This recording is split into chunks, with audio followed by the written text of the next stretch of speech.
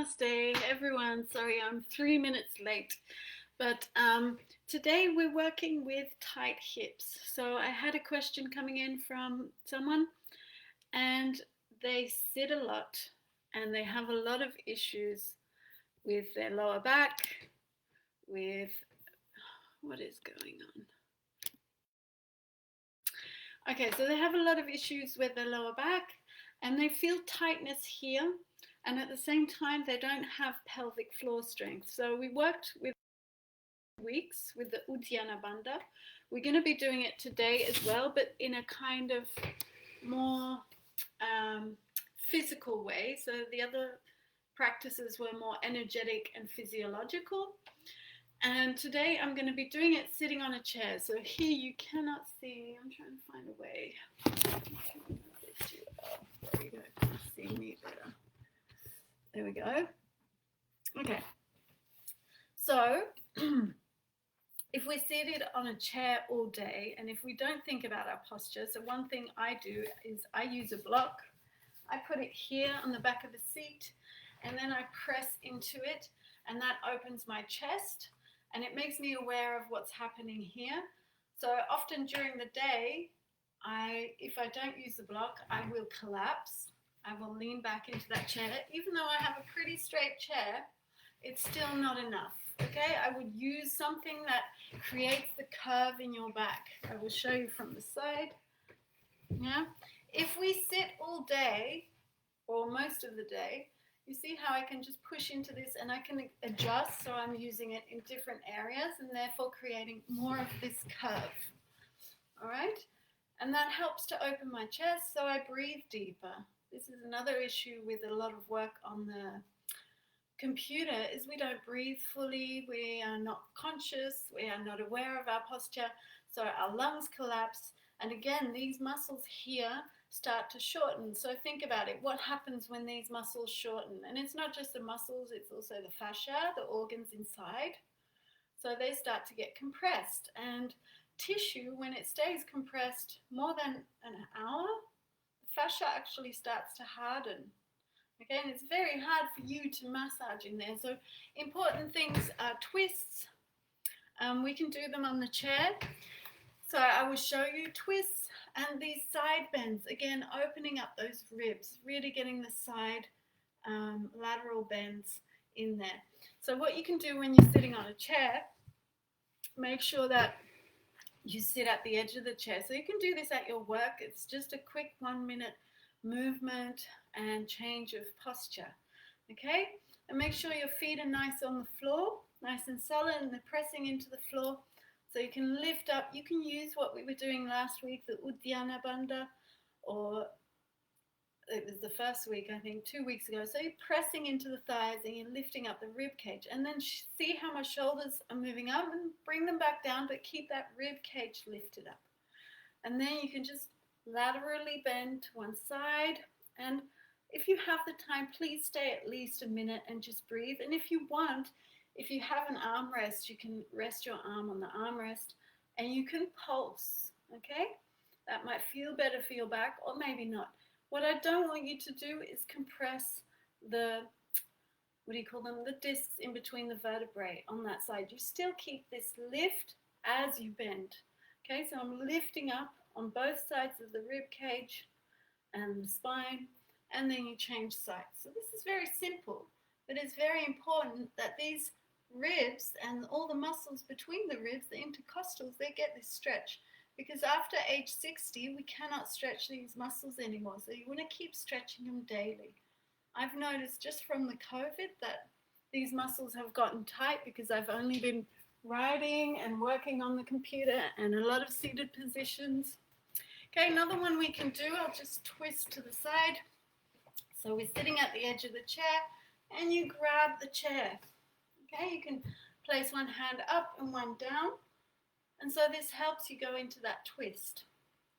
And then again here, breathe fully.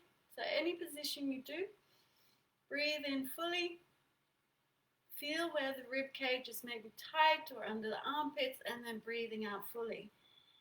Emptying. And again, breathing in and emptying. and then change the side.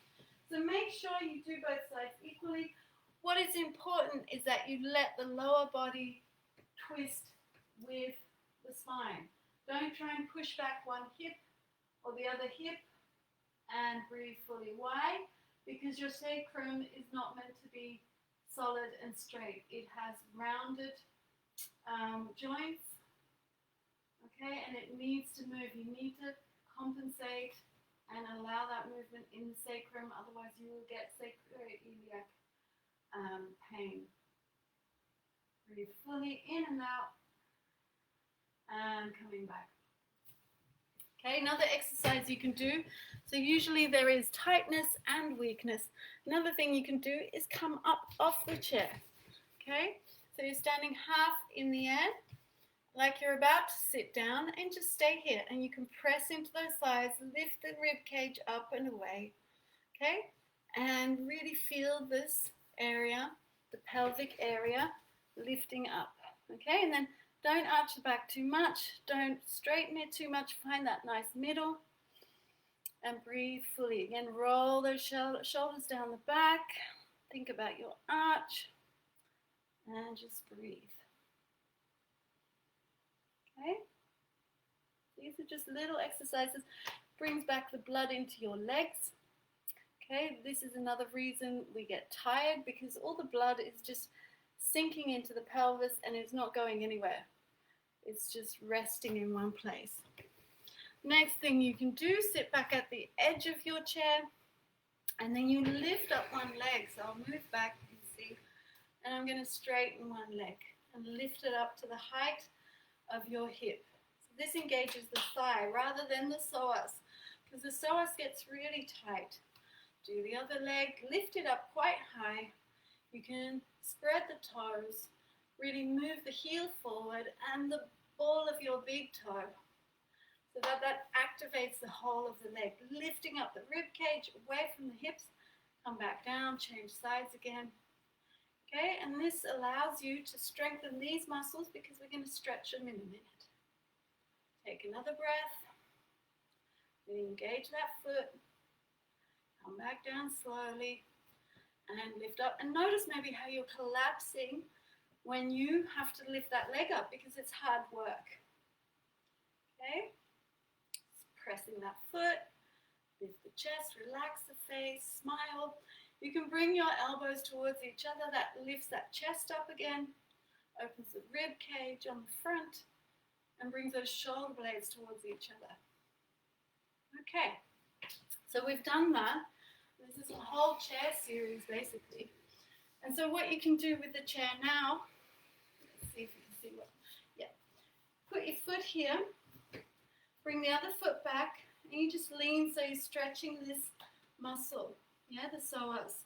It goes over, I'll just change legs so you can see, the psoas muscle goes over the pelvic bone and down, and it connects to your femur bone, okay, on the inside. And it gets really tight, and when it gets tight and weak at the same time, it just pulls on your lower back. So I see this a lot in people. They just sit and collapse when they're seated because they're sitting all day and they're just in their heads. So they're not in their bodies.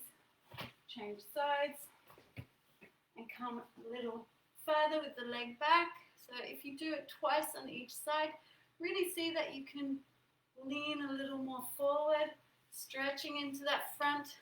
It's the groin. You're going to feel it around the groin, really deep in the groin. Okay, one more time. So move that other foot back a little so you go deeper into that stretch. Because you first lifted the leg up, it's been nice and strengthened. And therefore, when you release and let go, okay, and then move into a stretch, it can open. You can move into the psoas muscle rather than into the thigh. Okay, so another thing that is really lovely to do is you lie on your back. I'm not going to do it now, but you lie on your back, knees bent, feet more than hip width apart, as wide as a mat if you have a mat. If you don't have a mat, about that wide. Yeah, quite wide. wider than your foot to your knee. And what you then do is you just roll the knees to one side as you lie there on the floor. And then you bring knees back to middle, and then you roll them back to the other side. So the knees actually come towards the floor, the feet roll along with you, and this gives a nice stretch in those hips. Okay? And you allow yourself to stay 1 minute on each side. Okay? The other one you can do is using your table, which is a little bit more daring. Okay, if you're at work, I don't know if you can see, but you put your foot up like this. Okay? And then you can stretch the outside of the hip, the bum muscle, the medius glute. Okay, I'll do the other side so you can see better. And then you can slide that leg, the one that's on the floor, backwards. Okay, if it's too intense, you just walk it back up. Okay, bring that foot up. That's another way to go into that outer hip muscle. So these are all necessary. You have all these muscles. So you have your piriformis, which is also on the outside of the glute. You have your psoas. You have those thigh muscles and the hamstrings, and they're all attached to the bum. So this is really important because we're just sitting on the bum and the bum's not doing anything. So again, coming to a half seated position like you're about to stand up. This is really good for the bum muscles and the thighs, as if you would be sitting on a dirty toilet and you don't want to sit down, that kind of position. Okay, so these are all excellent ways to strengthen all these muscles, and then you can go into that stretching one, which is like a side twist. Okay, your body just stays straight. You can turn your head either way if you want, doesn't matter. But what's important is that the feet on the floor and the knees fall to the side, and you really allow the hip, the side body, and again those ribs, because the ribs are also attached through these abdomen muscles to the lower body. So you can imagine when you're sitting, this is all lifted up rather than collapsing down. Okay, and that way, first you support your legs and your hips through more engagement of the upper body. Like even now, I'm not sitting on the chair, I'm pushing my heels into the floor, engaging my thigh muscles, engaging my calves, and that is giving me a lift. Okay, and then I release. And you see how the body just sinks. Okay, and so you can do this and lift up that chest. So it's really easy. I hope you enjoyed this. It was a bit of a long one. So namaste. Thank you for being here. And keep those questions coming in.